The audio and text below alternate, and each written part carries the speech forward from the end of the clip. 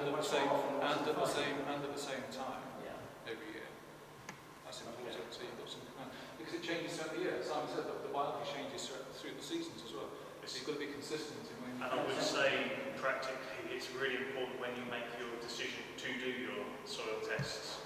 Don't kind of cram it into a busy time of year, because ideally cramming it into a really busy time of year the following year, if you can plan it in an organised fashion so that you can take it kind of approximately the same conditions. But one of the biggest problems we've seen in the 3 years we've been kind of trading now is just seasons are kind of shot, and we have incredibly mild winters. We've had a run of really wet months, really warm, the warmest month.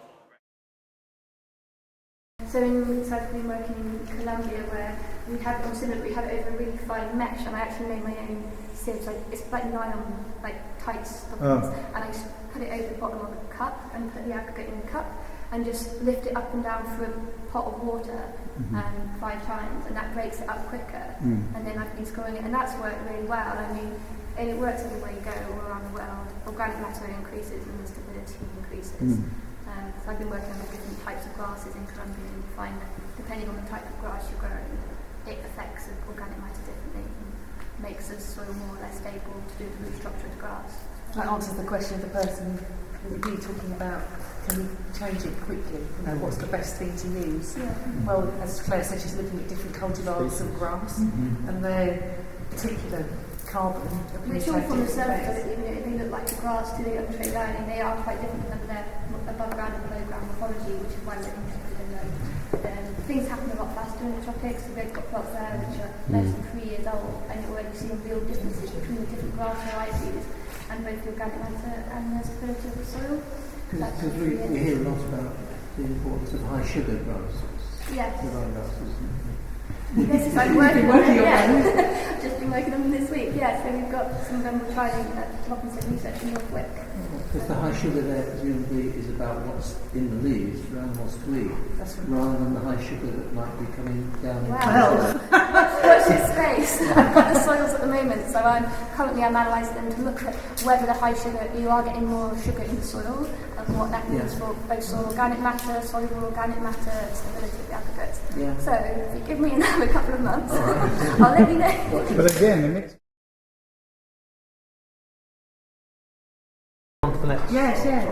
Just one thing, it's different colours there. You would think the darker one would have more organic. It's just all that stuff I said earlier was absolute complete nonsense. Well, there's 7 minutes so far, isn't it? there's a couple of things to follow on with, just really briefly. What you're saying about how to sort of use this to influence your decision, how to take some sort of quantitative information away. And I think one of the things that's slightly kind of like implicit in this whole day's kind of remit, if you like, is that we're not necessarily looking to kind of like more accurately document business as usual. We're looking to kind of facilitate a change, some improvement in management. So one of the things that I think I would encourage all of you to do basically is to start setting up little trials, basically. Simply like split field trials. So you've got a side-by-side comparison, same field, 2 different treatments, either different grazing, different amendments, this kind of thing basically. And then things like these qualitative tests, like the slate test, will give you instant a yes/no. Is the condition improving? Yes. Your hedge versus field this morning was excellent. Yeah, but we're not all going to plant the whole farm to hedges. No, I guess that's the thing, isn't it? The hedge is your control. Yes, it is always your control. Down the rung on the ladder, looking at the microorganisms, which is something we do. We look at different types, so bacteria, fungi, protozoa, nematodes are the key groups. We do look at mycorrhizal associations as well. But unlike the method, actually this is very much like this method actually, it's a visual process, so we are concerned with numbers of individual organisms within a soil sample. So the quality of the sample which you take from your soil is really, really important. What we do in the laboratory is kind of isolate, make extractions from a sample. This particular slide is just protozoa. There'll probably be some other things in there as well, but we've extracted just to analyse the protozoa that we've got within a specific sample. But some of the skills that we kind of apply in the lab are transferable, things that you could do if you had the patience and inclination with a microscope yourself. So we're concerned with kind of tallying up the exact numbers from within a sample. So that's total population of bacteria, so total number that we count, which we look at with particular stains and dyes. We also look at the active population as well, and that active fraction's really important. Malcolm will talk a little bit more about kind of one of the byproducts of that in a minute. Similarly, we do the same with fungi as well. So bacteria and fungi, kind of the base microorganisms we're concerned with. Coming up here, we then kind of get to protozoa and nematodes.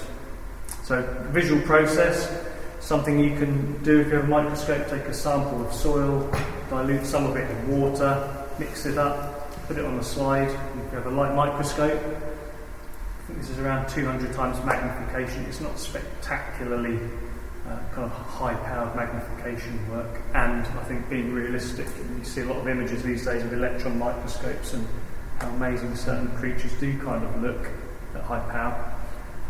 You're still dealing with kind of little specks. The larger ones are more identifiable. So you can see on this particular slide, ciliates whizzing around. There are some flagellates in there as well, but it's hard to kind of focus in on. But typically in a healthy soil, we would expect to see higher populations, especially if there's plenty of organic matter.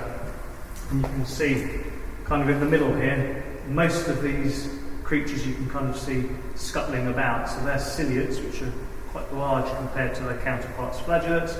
They're kind of flocking around soil aggregates and the soil organic matter. So this is about that food stuff being available for them to do their thing. We've seen kind of correlations in the data that we've taken in just 3 years, quite kind of a simplistic level, but we know that you have a larger biomass when you have more soil organic matter.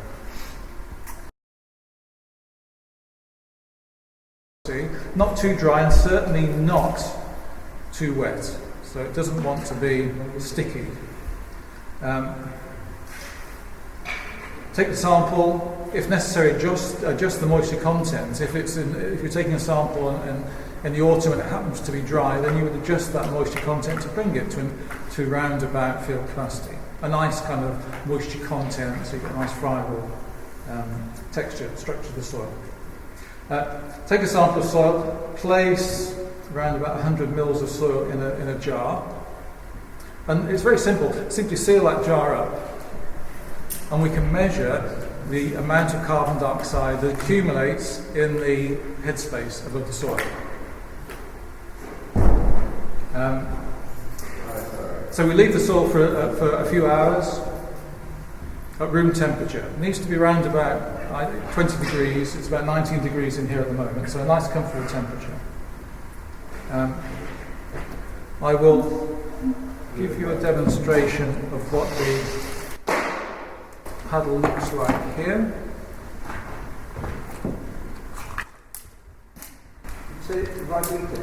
Solvita, not to be confused with Rivita.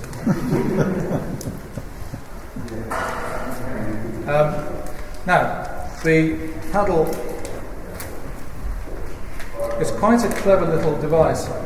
It's simply a colour gel on this paddle, and that gel has a pH indicator in it actually, and as more CO2 builds up in the air, that becomes slightly more acidic, and so it changes colour. And it changes colour roughly along that progression from blue through to yellow.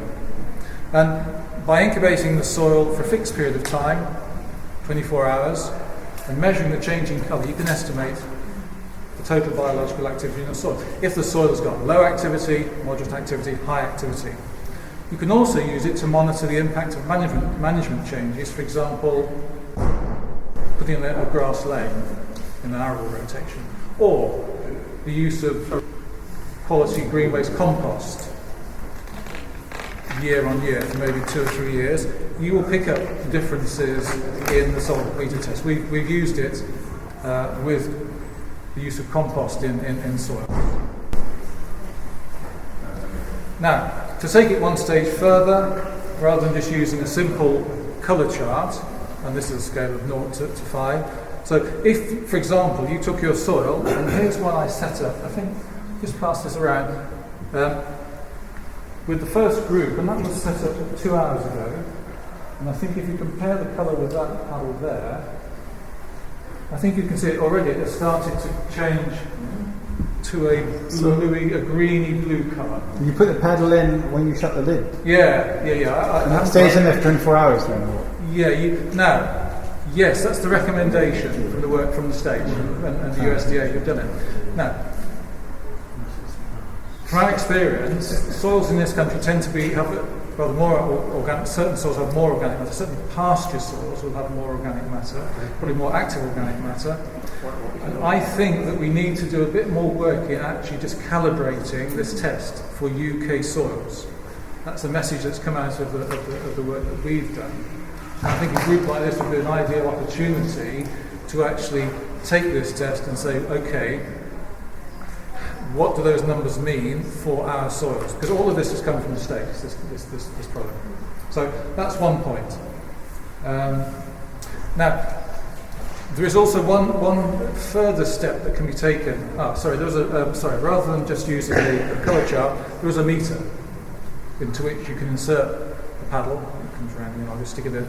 Simply insert the paddle, and it gives you an accurate measure of the colour of that paddle, rather than doing a visual kind of comparison. And it also converts that colour into a concentration of CO2.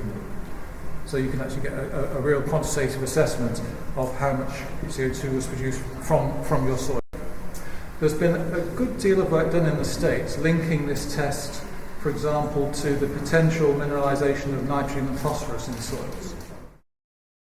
This kind of organisms which we look at in the laboratory, nematode. Loads and loads of different types of nematodes. Most people, if they've come across them, will have probably come across them for bad reasons, potatoes, cyst nematodes, etc. So they're kind of familiar with them as a problem. But again, it's kind of about balance of these things in most situations, in most kind of established communities of organisms that we look at. For instance, permanent pasture, kind of mentioned earlier, we would see generally more kind of total bacteria, more total fungi, bigger, chunkier fungi, more protozoa, certainly more of the different types of protozoa, and great mycorrhizal colonisations as well. We would expect to see kind of bad nematodes as well quite often. It doesn't necessarily indicate there's a problem, but we do look at the different feeder types, which are bacterial, fungal, parasitic, and plant parasitic. There are other categories you can break down to an incredibly prolific organism, but it's all relative. Just because you have kind of a bad doesn't necessarily mean you have a problem if you've got enough goodies. Simon, thanks. We're out of time. The next tube train's arriving. We've got some interesting kits. We've got the Solvita kits. It's tangible. It's measurable. We've got the earthworm kits that are out there from the Imperial College. And I should have introduced the teabag test. I found this quite extraordinary, but if you go on, this is very scientific. It's been done all over the world. You put 2 tea bags in the soil, one conventional tea and one rooibos. Conventional tea decomposes faster than the rooibos tea, and one's an indicator of, I don't know, label and something else, labile or something else. But this has been done all over the world. It's been done by school kids and all the rest of it, and this data is being collected. It's something you can do in your soils, on your farm, record the rate of decomposition. And there are these 2 graphs, which makes it official. But there is a very simple handout, which I think I sent to you, but I'll send to you again, that you get these Lipton's tea, quite difficult to get to, and Morrison's, I think, have them. But you can do this test, you can feed it into central data in the Netherlands from all over the world, learning about the rate of decomposition of soils. So these tests are simple tests beginning to emerge. I want to thank, again, Jenny and Martin, and aren't we lucky to have these guys here?